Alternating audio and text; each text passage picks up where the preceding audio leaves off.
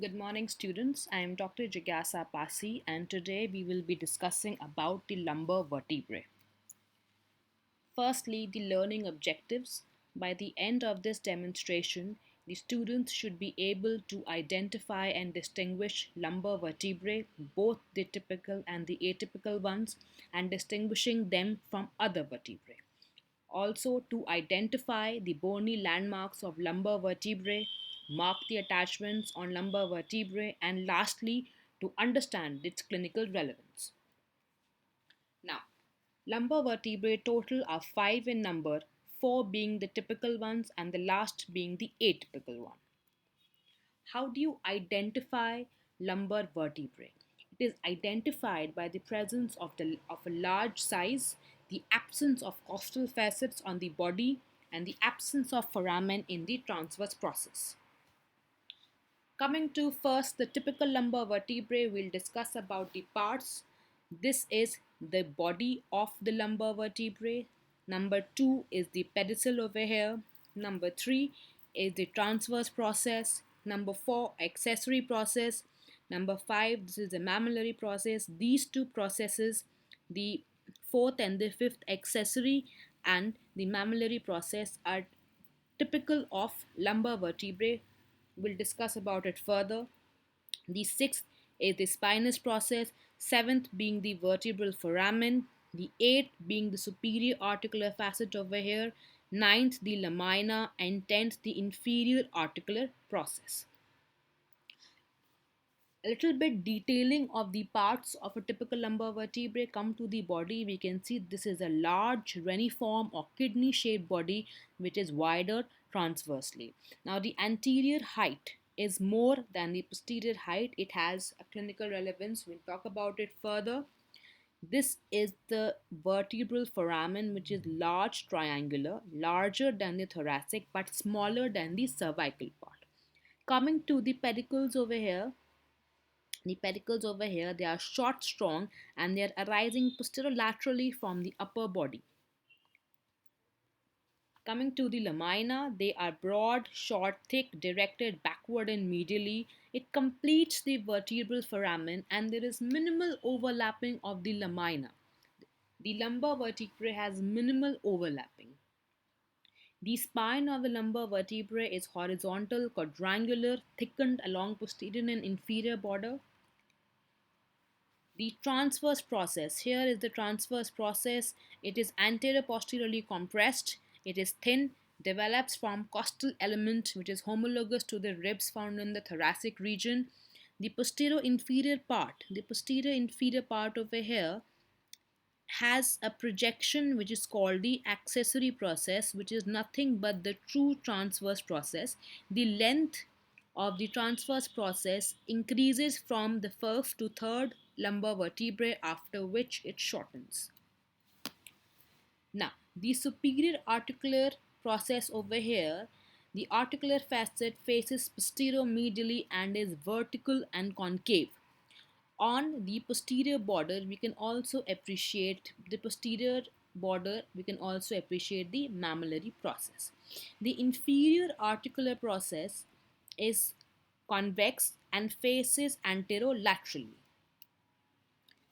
Coming to the atypical lumbar vertebrae, that is the L5, it has certain distinguishing or distinct features such as the transverse process. Can you all appreciate the thick pyramidal shaped transverse process, which is continuous with the pedicel over here? So the pedicel is continuous with the pedicel over here and encroaches on the body. Also, the distance between the inferior and the superior articular process is almost equal or more. The spinous process of L5 has a rounded tip, it is the smallest and it is downturned. Other features of typical lumbar vertebrae is that it has the largest body, the pedicels are backwards and laterally directed, superior articular facets are more backward than medial, and the inferior articular facets are more forward than lateral. Coming to the attachments and relations of lumbar vertebrae, we'll talk about the body first. As you can see, this is the body, and on the upper and the lower surface, it is occupied by the intervertebral disc. right? Also, along the upper border, we have the anterior longitudinal ligament, and along the lower border, we have the posterior longitudinal ligament. Attachment of the diaphragm. The right and the left crux of the diaphragm are attached onto the body. This is the body. Here is the anterior longitudinal ligament. Here is the posterior longitudinal ligament. On the side, just lying laterally to the anterior longitudinal ligament, is the right and the left crux of the diaphragm. The right crux of the diaphragm will extend up till L3, whereas the left will extend only till L2. This picture shows you the relations and the arrangement of the crux. Can you all appreciate that the right crux extends till L3, whereas the left one extends till L2? Also, along the body, we have the attachment of the psoas major.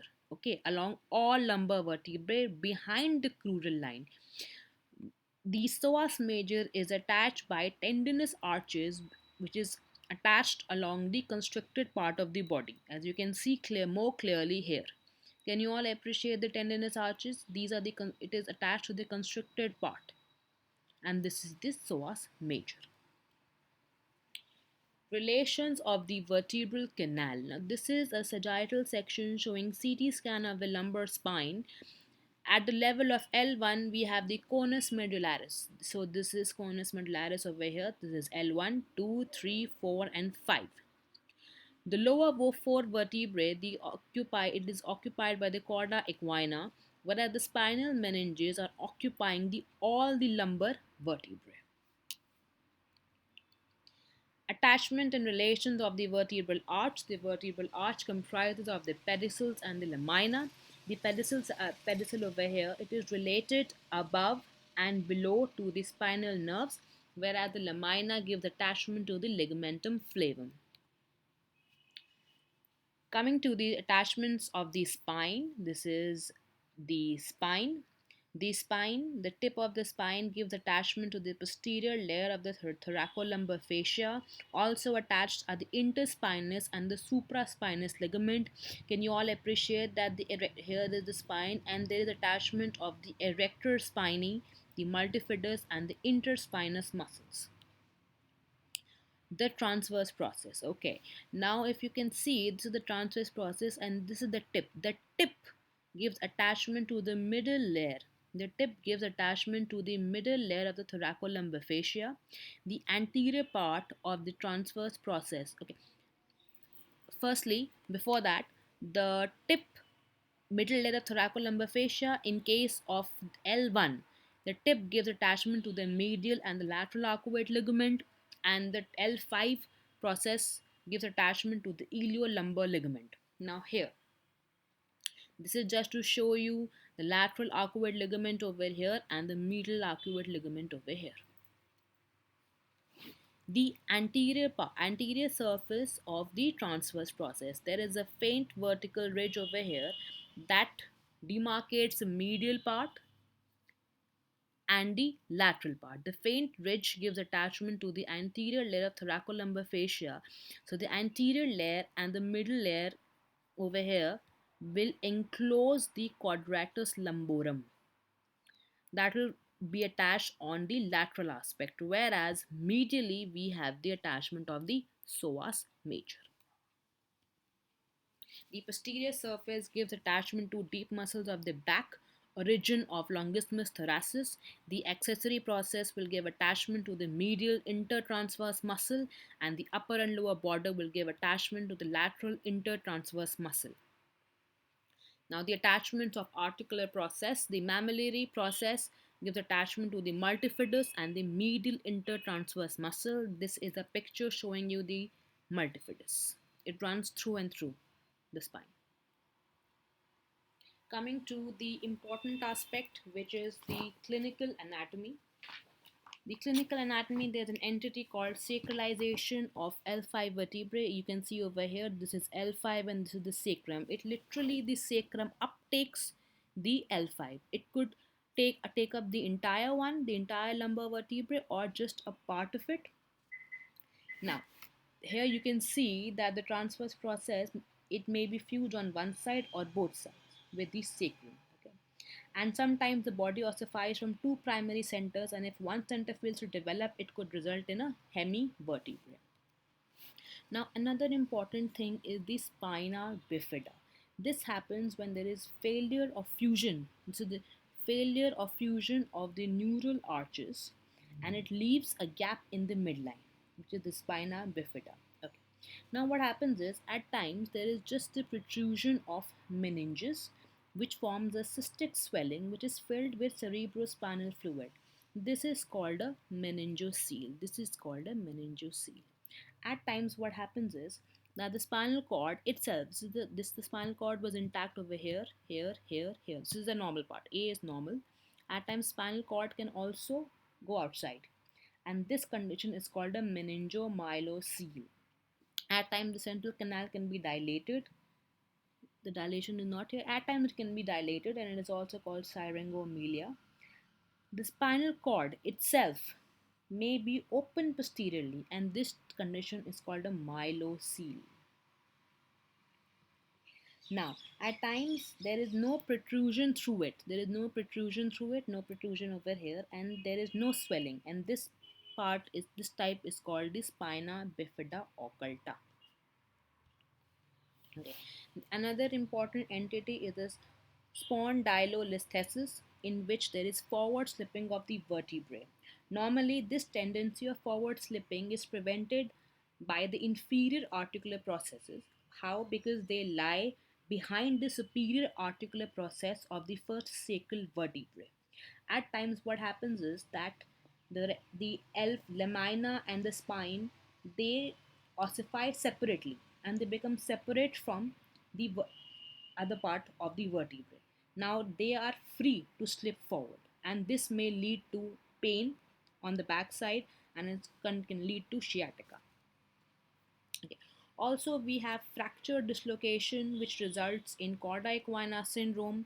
The chordae equina syndrome is characterized by paraplegia, saddle type of anesthesia. There could be sphincter disturbances, in incontinence, and impotence.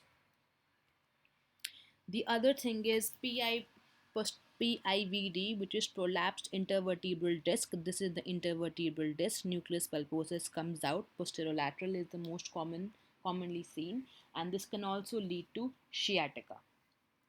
Now, there are certain conditions of the spine in which the spine of thoracic vertebrae may point to one side, and this condition is called scoliosis.